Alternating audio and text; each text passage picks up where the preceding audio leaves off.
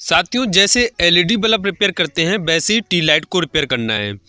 अब यहाँ पर ये टी लाइट है पूरी तरीके से बंद है, तो हमने सबसे पहले इसका जो डिफ्यूज़र ढक्कन है इसको खोल लेते हैं और उसके बाद में इसकी एमसीपीसीबी में 2 पेच हैं, इनको फटाफट ओपन कर लेते हैं। अब इस तरह से इसको बाहर निकालो तो ये ओ तरीका यहाँ पर क्या है दोस्तों, इसका जो ड्राइवर है वो जल गया है।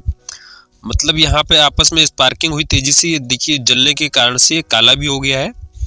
तो सबसे पहले हमने क्या किया, इसका जो पावर है हम यहाँ से सप्लाई देंगे इसको। जो यहाँ से जो वायर जो हैं वो आपस में जल गए हैं, इसको हम यहाँ से बढ़िया छील के निकालेंगे और सोल्डरिंग करेंगे यहाँ पर दोनों में। और उसके बाद फिर चेक करेंगे कि सर्किट में कहाँ पर समस्या हुई है। लेकिन दोस्तों ये जला है, ये यहीं पर आपस में इसके जो वायर हैं वो कुछ ना कुछ स्पार्किंग हुई है, जिसके कारण से ये इतनी गहरी तरीके से जला है। देखिए पूरा काला पड़ा हुआ है। तो हमने यहाँ पर ड्राइवर में सोल्डरिंग कर दी है, पावर सप्लाई हम इस पे यहाँ पर देंगे। उसके बाद फिर हम स्टेप बाय स्टेप चेक करेंगे कि इसमें कहाँ समस्या है, क्या दिक्कत है। तो यहाँ पर ये देखिए, ये दोस्तों इसमें करंट आ रहा है, इसका मतलब है। और यहाँ उसके बाद फिर आगे सप्लाई नहीं जा रही है। तो हो सकता है दोस्तों यहाँ पर ये देखिए, यहाँ पर करंट नहीं आ रहा है, तो हो सकता है यहाँ पर जो रेजिस्टेंस लगे हैं ये इनको हम पहले चेक करेंगे। ये देखिए दोस्तों, ये जो 2 रेजिस्टेंस लगे हैं, इन्हीं 2 रेजिस्टेंस में वैसे तो दिखते हैं ये जल जाते हैं, लेकिन यहाँ पर ये रेजिस्टेंस नहीं जले हैं। लेकिन हो सकता है ये खराब हो गए हो, क्योंकि शॉर्ट सर्किट हुआ है, तो इस वजह से हो सकता है ये जो रेजिस्टेंस है ये खराब हो सकते हैं। इन्हीं को हम शॉर्ट करके चेक करेंगे। उसके बाद भी यदि सही नहीं जल रहा तो इसका मतलब ये जो एमओबी लगी है ये एमओबी खराब हो सकती है। उसके बाद में आगे स्टेप में चलेंगे। तो सबसे पहले हम ये रेजिस्टेंस को ही चेक कर लेते हैं। यहाँ से हमने ये पावर सप्लाई दे दी है, अभी हम ये सीरीज में कनेक्ट किए हुए हैं, तो यहीं से हम चेक करेंगे। अभी ये रेजिस्टेंस को डायरेक्ट लगाएंगे, दोनों रेजिस्टेंस से। तो यहाँ पर दोस्तों ये रेजिस्टेंस से डायरेक्ट लगाने पर ये जल रही है, मतलब इसकी जो एमओबी ड्राइवर सर्किट की है ये एमओबी ठीक है, केवल रेजिस्टेंस में ही दिक्कत थी। तो ये वाला हमारे पास ये रेजिस्टेंस है, हम ये पुराना वाला रेजिस्टेंस ड्राइवर से हटा देंगे और ये नया रेजिस्टेंस में फिट करेंगे। बहुत ही सरल है दोस्तों इसको हटाना। इस तरीके से हम सोल्डरिंग में अनसोल्डरिंग करेंगे। ये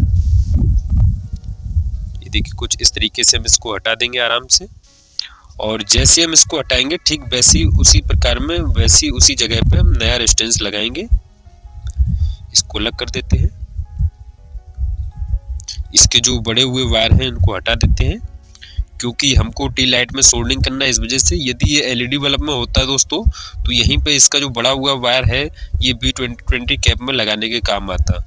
लेकिन यहाँ पर टी लाइट है और ऑलरेडी इसमें जो डोरी है वो लगी हुई है, इसलिए हमने इसके वायर को काट दिए हैं और सीमित ही जगह पे इसकी हम सोल्डरिंग करेंगे अच्छे से। और वापस से ये जो छूटा हुआ वायर था इसको भी सोल्डरिंग कर देंगे।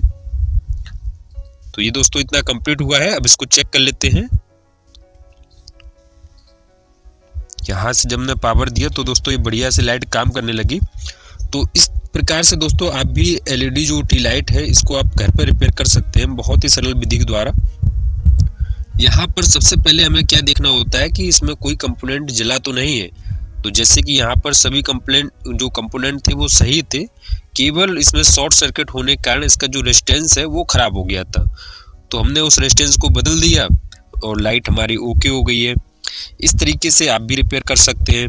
अगर इसमें कोई एमसीपीसी में इसमें भी कोई समस्या होती तो आप इसको भी वहीं से रिपेयर कर सकते थे। कोई एसएमडी खराब होती तो उसमें भी आप रेजिस्टेंस लगा सकते थे। तो वापस हमें डिफ्यूजर लगाकर बढ़िया से कंप्लीट कर देते हैं। दोस्तों वीडियो पसंद आया तो लाइक कर दीजिएगा। कोई क्वेश्चन हो तो हमें कमेंट करके जरूर बताइएगा। और अगला वीडियो आपको किस टॉपिक पे चाहिए ये कमेंट करके जरूर बताइएगा। धन्यवाद दोस्तों, मिलते हैं अगले वीडियो में।